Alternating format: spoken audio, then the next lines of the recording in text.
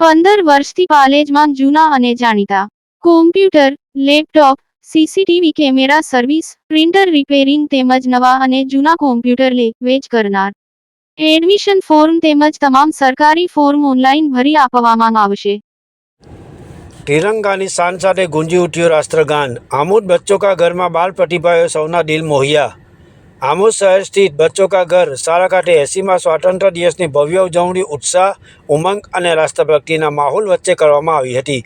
સમગ્ર શાળા પરિસર તિરંગાના રંગે રંગાયું હતું અને દેશભક્તિના નારાઓ તથા ગીતોથી વાતાવરણમાં રાષ્ટ્રપ્રેમની લાગણી છવાઈ ગઈ હતી. સંસ્થાના મોહટીમમ તથા ટ્રસ્ટી બશીર રાણાના હસ્તે ધ્વજવંદન કરવામાં આવ્યું હતું. ત્યારબાદ તિરંગાને સલામી આપી સૌએ ગૌરવભેર રાષ્ટ્રગાન ગાયું હતું. આ પ્રસંગે મૌલાના યુસુફ નાઠા, મૌલાના અયુબ સાહેબ, ઇંગ્લિશ ગુજરાતી ટીચરો સહિત ટ્રસ્ટી મંડળના સભ્યો, વાલીઓ અને મોટી સંખ્યામાં છાત્રો ઉપસ્થિત રહ્યા હતા. કાર્યક્રમનું સૌથી આકર્ષક કેન્દ્ર શાળાના નાના ભૂલકાઓની મનમોહક રજૂઆતો રહી હતી.